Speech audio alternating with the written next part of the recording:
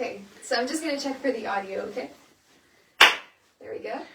So, hello Maeya TV, my name is Eligia, I'm your host as usual. Today I'm accompanied by actor-producer Scott DuPont, who is going to here to talk about some of his projects that he's done in the past and his upcoming new project. So, how are you? Live. Happy to be here. So no cussing on this show, right? We're streaming live? I mean, it has before, so I think, okay. You wouldn't be setting the precedent. Happy to be here. Yeah. Okay, so I do want to get started with your background and sort of where you grew up and what made you want to get into the film industry.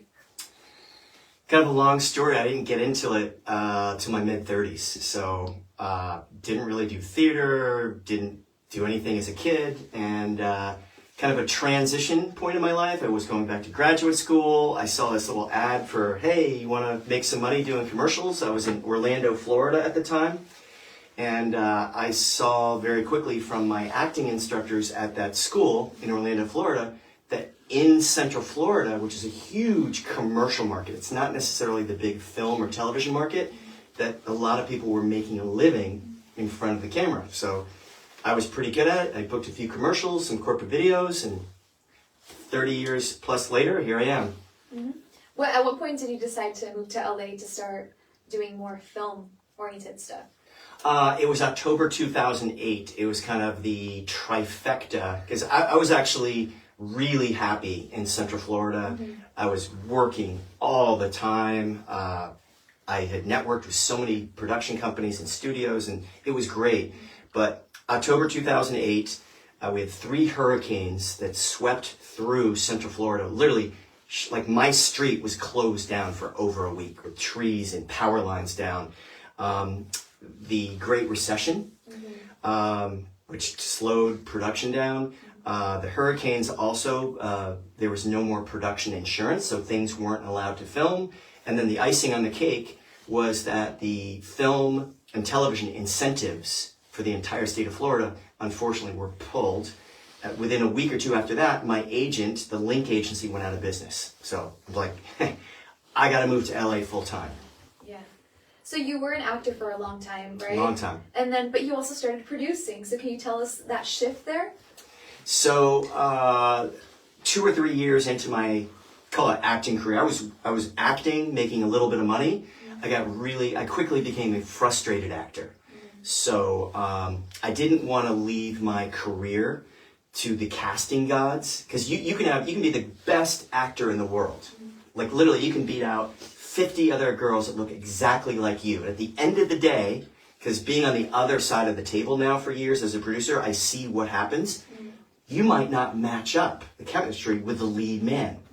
So nothing you did, you got the greatest audition, but you're kind of, it's chance, right? It's like 1 in 100 chance of being booked in a big film or a project or even an indie film.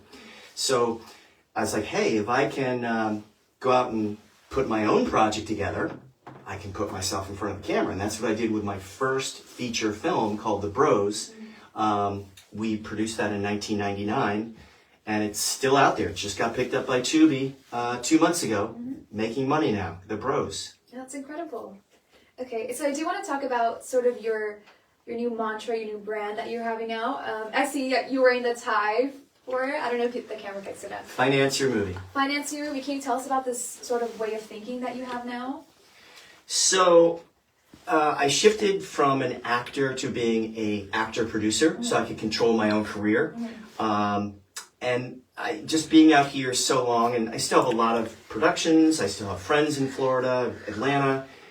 There's so many talented people, whether it's a screenwriter, actor in front of the camera, director, but it all comes down to if you don't have, the good news is you don't need a ton of money, but if you don't have a little bit of money, there is no movie, there is no TV show. And I've been doing it for so long, for 25 plus years, I decided, hey, maybe I can kind of pay it forward a little bit and give some advice and tips and strategies to other actors, filmmakers, directors, screenwriters. They can do their project.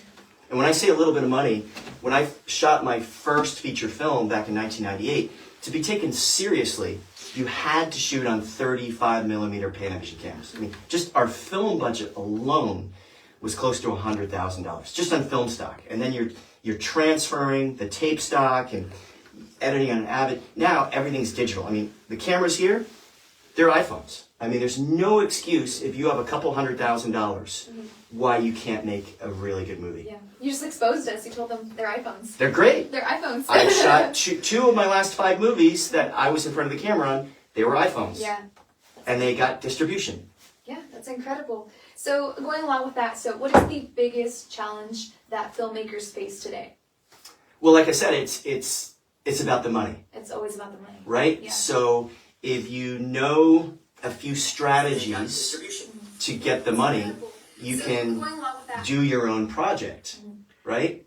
So it all comes down to the money. Yeah. And that's what I try to just share tips. And I have a free podcast that drops every week on finance your movie, just giving people tips and advice so they can do their own. Yeah. So is this project that you have going on, is that something that people should follow you and then take your advice, or is it like, are you doing like a program, or what is it like? What's the format? If you're an independent, if you're an independent filmmaker, if you're a screenwriter and you're frustrated with just submitting to film festivals, screenwriting competitions, hoping that someone greenlights your film, which probably won't happen. I don't want to be a naysayer. Or if you're an actor, you want more, like myself, you want more control of your career. Go out and raise a little bit of money, produce your own project, and you can star in it. Yeah. I did want to ask you, how do you go from being an actor, say like all you know is acting, to being more of a producer? Okay, so I'll tell you the exact transition we did. So we started out with that film I just talked about, The Bros. We started out doing a short film, okay, to kind of get our feet wet, where I was a producer, I was also one of the actors, and we built a really, really good team. So it wasn't just Scott DuPont, like, hey, I brought in my cousin who did the art department. We found this really talented writer-director, Jonathan Fig. He came on board. We brought another producer. And the one missing component, this is a valuable lesson to all indie filmmakers out there. If you don't have what I call some gray hairs, these are going to turn white someday soon, meaning years and years of experience. So here we were, 3 or 4 young kids where we had a little bit of success with that short film. It played at festivals, got a lot of buzz, and here we are trying to gear up to do $1 million feature, okay? The first thing we did, once we got some advice, is we brought on this older, wiser gentleman called Tracy Frankel. He was one of the producers. So in our business plan, we had somebody with experience. And I can't stress that enough. If you don't have at least in your team 10, 20, 30 years of experience, bring in a consulting producer, bring in an associate producer, bring in somebody with years and years of experience. Because someone could have a connection with you. It's like, oh, I love your work. I love your passion. Yeah. But if you haven't made a couple of feature films and you haven't gotten distribution, if you haven't made money, they're going to be hesitant putting a lot of money behind you. Yeah. So that's where building a good team is critical. For this film that you're talking about, was the short a proof of concept, or was it just you put together this beforehand and then presented it as, hey, we can make movies? It was a proof of concept. So Jonathan, the writer-director, he already had written the feature. Yeah. And his writing professor, small college, Rollins College, he's like, wow, this guy has really, really talent. So he connected me with Jonathan. I read the scripts, like, wow. And we knew we couldn't just go out and do a feature film without at least producing a few shorts. And so we said, hey, if we're going to do a short, let's take a few scenes from the feature that were really strategic. We did the whole thing, I think, on $5,000, shooting on film. No excuses today not to do a short film for a couple $1,000. And it ended up winning first place at the New York International Film Festival. So just got tons and tons of local press, some buzz at the film festivals. We brought in an experienced producer, a couple of other people as advisors, and that's part of how we got the money. Yeah. As a producer, so I do want to have your input because you have sort of knowledge on the financial side. What's something that filmmakers can do to save a lot of money on a film that perhaps is not as thought about? Because you mentioned something about the lights, actually, which sparked my attention as to you're always thinking about how to save. Once again, the first thing you should do, even if you've done a few shorts, bring in somebody like a Michael Baumgarten, who you met last week. Check out his interview. A mutual friend. I see Michael once in a while, and he has years and years and years of experience, not only as a producer-director and a writer, but as a line producer. Yeah. So if you can align yourself with somebody, and not necessarily in the studio world, because that's a whole different animal, but somebody who's been in the independent world, Michael knows how to shave money off a budget. Other people that have done multiple features, they know, like Tracy Frankel, he knew every trick in the book. Like that feature we did, I think something like 30% of the movie was at night. And that's really, it's not so tricky today, but at the time, we were looking at lights, and it's like, Tracy goes, no, I'm going to call my guy, just started a brand new company, it's called Air Star Balloons, this was in 1998, and literally with helium, he first night we're shooting, he brings this huge balloon, and we have this soft, diffuse light, and it saved us 2 or 3 hours of extra setup. So, because Tracy knew that company, now it's pretty common stance to have these big lights in the sky, but things like that, little things like, you don't want to buy film lights, you want to go to Office Depot and buy lights that are 20 cents on the dollar. I think things like this could stop, shy away filmmakers from making it. They're like, oh, I'm not going to have enough money to do that, right? There's no excuse today. Yeah. I mean, like I said, if you have $200,000 to $300,000, you can make a killer documentary. For $500,000, and every story is different. Some stories you can't tell for $1 million. A lot of action, stunts, driving sequences, but there's a lot of movies you can tell for about $500,000 that we couldn't do years ago on film. No excuse. I mean, the LED lights, you don't even need a generator here. The cameras, the lenses, everything is so cheap. The editing software, it's a filmmaker's renaissance. Yeah, that's incredible. And I do want to talk to you about so you were an actor, producer. You told me you're going to go into retirement soon, right? So what is the plan there, and do you have any advice going along with that as a producer? Well, I've just been doing this so long, and I like to tell future filmmakers or any filmmakers, it's never easy to raise the money, but it's very simple if you know the blueprint, the exact steps. And the last few clients and people who have seen our documentary, Movie Money Confidential, people have listened to my podcast, some of them have actually gotten funded.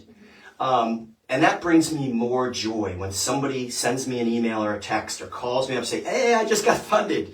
I've done it before. I'm almost more excited for them because it's their first time. Yeah. So this new film I'm going to shoot this fall in Florida is probably going to be my last film. And I'm just going to do my podcast, do my show, and just help other people. Yeah, that's incredible. You also have another project coming out, the Burt Reynolds. Can you tell us about that? Just came out 2 or 3 months ago. It's called Burt Reynolds, The Last Interview with Quentin Tarantino. And we got a wide release on 20 different platforms. We're also on a few airlines right now. And if you go to moviemoney.com, you'll see all the 20 platforms right there. You can watch it. Yeah, and it was released recently, right? Yeah, about 3 months ago. 3 months ago? Yeah. So check that out. And then, so what did you do on this project? I was a producer. So you produced it, yeah. We talked about this and how he... Biggest movie star in the world for 10 years. In terms of box office revenue, in the history of cinema, there's only one guy that was bigger than Burt Reynolds, and that was John Wayne, because he made so many movies. The only movie star that will probably catch him if he keeps making movies is Tom Cruise. Yeah. He's on his way. But Burt Reynolds was just, not only was he the biggest movie star in the world, but just a legend and just an awesome, awesome guy. He, see the movie, but one of the things that he liked to be known for was a mentor and a teacher. So he was kind of paying it back to the next generation as well. Yeah. And I also quickly want to ask if, as a producer, you've seen certain types of projects get picked up for distribution more than others. Have you noticed a pattern there?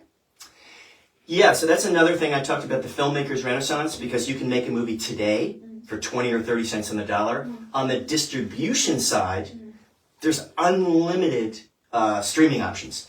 So in terms of distribution, you want to make sure you start with a good team And if you can, bring on a couple of names, because even if you just go straight to AVOD, like platforms like Tubi or Amazon Freevee, all they're looking at is your little thumbnail.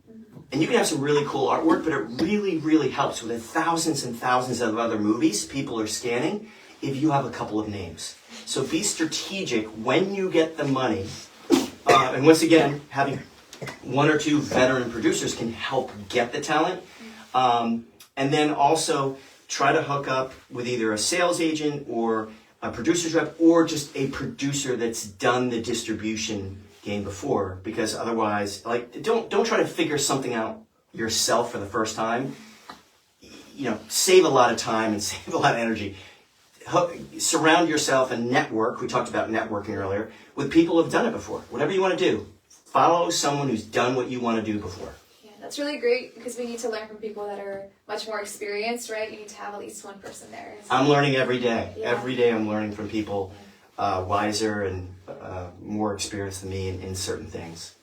We've learned so much from you today, so I want to ask you if there's any closing thoughts maybe for young actors, any filmmaker that maybe is starting out, you know, with their shorts and things like that. Any closing thoughts for them? Yeah, we actually talked about this a little bit earlier. I think probably the most important thing is to network. Because at the end of the day, do you want to go into a casting room and have a 1 in 100 chance of booking that thing? If you build up relationships over time, people know you, they trust your work, you can oftentimes get pulled into a project. The other thing, whether you're a screenwriter, an actor, or a director, is you really need to consider yourself like a product. So early on in my career as an actor, ScottDuPont.com, I literally I took out ads in the newspaper. I wrote columns. I hooked up with a local dentist to do his ad. I was just marketing myself like crazy. So figure out some unique marketing strategies. This show is you're marketing yourself as a fantastic host on this show. So you're already doing it. Yeah. And you have to be humble, but I did hear that you were like the most busy actor in that time, in that state, right? I was, and I think that really came down to me networking. Yeah. I was literally out of the house 3 or 4 nights a week, either going to a film festival, going to a friend's film screening, supporting other people's projects, and building that network. And I'll just give you like a quick story. So one time I busted my leg. I was recovering from a knee surgery that went pretty bad. Literally, doctor said it was invasive. It wasn't just 4 little holes, endoscopic. So I was out for a month and I couldn't work. So here I am, an actor, living paycheck to paycheck to paycheck on my bed. I can't move. And some buddy called me up. It's like, how you doing? It's like, well, I can't work for a month. I got bills coming in. I'm screwed. He goes, well, let's go to this film networking event tonight. I'll pick you up, because I couldn't drive. Yeah. Okay? So I go to the film networking event. I didn't really feel good. There's stuff draining out of my knee. I'm on crutches. Okay? I'm hobbling around this networking event with 100 other producers, actors, or whatever. The lady from Florida Hospital, she handled all the marketing and advertising for Florida Hospital, which is a huge hospital in the state of Florida. She goes, are you an actor? Or is it like that real? It's like, I am an actor, but that is real too. It's like, we're doing this whole ad campaign for this rehabilitation program for this new wing. So out of that one meeting, because I got out of bed on my crutches, I got print ads, which I still have to this day. I show people. I got some commercials. I got ongoing work from that one lady at Florida Hospital just for going out of the house. Wow, that's incredible. Wow. So don't stay home. No excuses. Network. Get your name out there. Get your brand out there. Do whatever it takes. No excuse. Yeah, no excuses. Oh, that was so incredible. That's a great story, actually, and that something good came out of this injury that you had. It was so lovely to talk to you. Thank you for the space. You as well. And we want you to check you out on your socials, so where can we find you? Scott DuPont, pretty much on all social media. Facebook, Twitter, X are my main ones, LinkedIn. Your podcast. Yeah, Finance Your Movie. That's pretty much everywhere, or moviefinanceguy.com. Yeah, that's incredible. Check them out, and I'd like to thank everyone for watching today's interview, and we hope you stay tuned for more. Thank you.